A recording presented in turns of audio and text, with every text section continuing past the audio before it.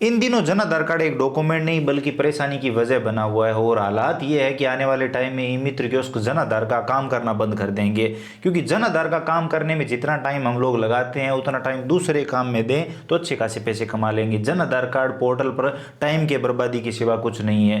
वहां पर टाइम बर्बाद होता है, पैसा भी खर्च होता है, लेकिन वहां पर काम नहीं होता। अब ये सब बातें मैं इसलिए कह रहा हूं क्योंकि अभी मीडिया ने भी ये बात उठाई है, तो अगर हम सब भी ये बात उठाएंगे तो शायद हो सकता है इस पोर्टल में कुछ बदलाव हो और ई मित्र धारकों को और आमजन को आसानी हो। परेशानियां क्या क्या है? परेशानियां वैसे तो काफी सारी है, हर जगह पर परेशानी है, लेकिन जो मुख्य परेशानी है उसके बारे में बात करते हैं। इस जन आधार कार्ड पोर्टल पर जो नया पोर्टल आया है, ये पोर्टल आने के बाद इस पर काम करने में बेहद टाइम लगता है।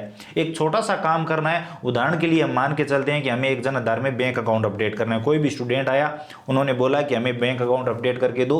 हम बैंक अकाउंट अपडेट करने बैठे तो हमें घंटा डेढ़ घंटा कब लग जाता है पता ही नहीं चलता, क्योंकि जन आधार कार्ड में एक काम करने के लिए या एक सदस्य का वेरिफिकेशन करने के लिए 20-20 30-30 मिनट लग रहे हैं। जन आधार कार्ड वेरिफिकेशन के लिए हम ओटीपी भेजते हैं तो कैप्चा से नहीं बताता। सबसे बड़ी परेशानी है इस जन आधार कार्ड पोर्टल का कैप्चा।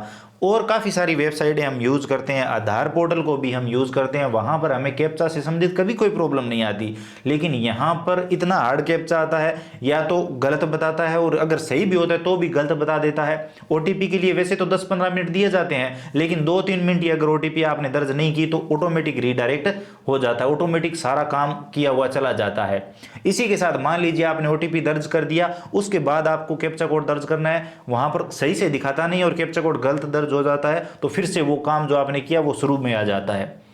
तो ई मित्र धारक कसमें खा रहे हैं कि हम ये काम अब से नहीं करेंगे। मैंने खुद ने कसम खा रखी है कि कोई भी व्यक्ति जन आधार का काम लेके आएगा तो भैया ये काम नहीं होगा। अब यहां पर मान लेते हैं कि जन आधार कार्ड में कैप्चा सिक्योरिटी रीजन की वजह से दिया जा रहा है, तो बाकी वेबसाइटें भी तो दे रही है, उनके कैप्चा से प्रॉब्लम नहीं है, तो यहां पर इतना स्ट्रॉन्ग क्यों दिया जा रहा है? किस खजाने की रक्षा यहां पर की जा रही है? इसी के साथ मान लेते हैं कि हम किसी सदस्य की कोई डिटेल अपडेट कर रहे हैं तो हमें वो वेरीफाई करना होगा। उस सदस्य के आधार में रजिस्टर्ड मोबाइल नंबर पर ओटीपी भेजेंगे तो पहले कैप्चा कोड दर्ज करेंगे, उसके बाद ओटीपी भेज दिया। अब ओटीपी आने के बाद फिर से नया कैप्चा कोड दर्ज करना और उसके बाद फिर से जब हम वेरिफिकेशन के लिए भेजेंगे तो फिर से ओटीपी। तो ये 2-2 3-3 बार एक ही सदस्य का वेरिफिकेशन क्यों, और 2-2 3-3 बार एक ही सदस्य के लिए कैप्चा कोड क्यों जरूरी?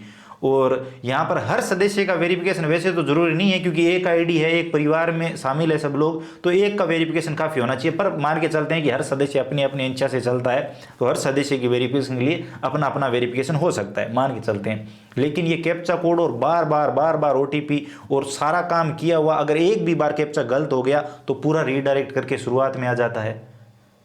तो मतलब अगर आपको एक छोटा सा काम करना है तो मिनिमम आप 10 ओटीपी लेंगे। सामने वाले ग्राहक परेशान होने लगे हैं कि यार कितनी बार ओटीपी दे चुके हैं, ओटीपी दो ओटीपी दो ओटीपी दो। कभी ओटीपी सही नहीं आता, ओटीपी सही हो जाता है तो कैप्चा कोड सही नहीं होता, कैप्चा कोड सही हो जाता है तो वेबसाइट रीडायरेक्ट हो जाती है। इसके अलावा भी काफ़ी सारी परेशानियां हैं, लेकिन ये कैप्चा कोड और ओटीपी और ये बार बार वेरिफिकेशन का जो प्रोसेस है, इसमें काफ़ी ज़्यादा टाइम लग रहा है। ये बात मैं नहीं कह रहा हूँ, हर कोई कह रहा है, हर ई मित्र कियोस्क कह रहा है, आमजन कह रहे हैं। आप ये न्यूज़ भी देख सकते हैं।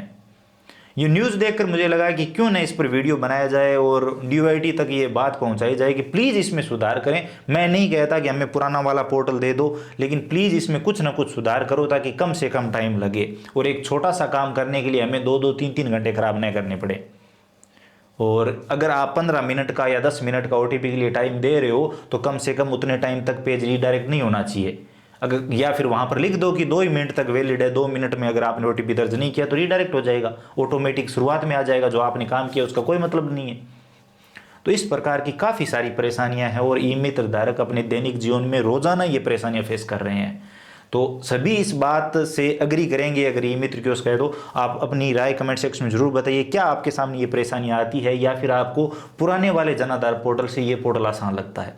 बताइए अपनी राय कमेंट सेक्शन में, क्योंकि अभी सही मौका है, हो सकता है इसमें कुछ सुधार हो जाए। अगर हम सब एक साथ आएंगे तो शायद इस पोर्टल में सुधार हो सकता है, नहीं तो जन आधार का काम करना ही बंद करना पड़ेगा। मैं तो बंद कर चुका हूं और बहुत सारे ई मित्र कियोस्क काम नहीं करना चाहते। अगर उनके पास दूसरे काम है तो वो चाहते हैं कि यार जन आधार वाला बाद में जब फ्री टाइम होगा तब करेंगे। तो आप बताइए आपके साथ क्या क्या परेशानियां आ रही है और क्या इस जन आधार पोर्टल में बदलाव की जरूरत है? अपनी राय कमेंट सेक्शन में जरूर दीजिए। एक एक कमेंट मैं खुद देखने वाला हूँ। इस वीडियो वीडियो को ज़्यादा से ज़्यादा शेयर करिए, भले ही चैनल को सब्सक्राइब ना करें लेकिन वीडियो को ज़्यादा से ज़्यादा शेयर करिए। बाकी अगर आपको वीडियो पसंद आया तो वीडियो को लाइक करिए, अपने दोस्तों के साथ शेयर करिए, चैनल पर नए हो तो सब्सक्राइब कर सकते हो, घंटी का बटन दबा लीजिए ताकि आने वाले सभी वीडियो और नई नई अपडेट आप सबसे पहले देख पाएं। इसके अलावा अगर आपके मन में और कोई सवाल सुझाव है, आप और कुछ भी जानना चाहते हैं, बताना चाहते हैं तो बताइए कमेंट सेक्शन में, हम जरूर बात करेंगे। चलिए मिलते हैं अगली वीडियो में नई अपडेट के साथ।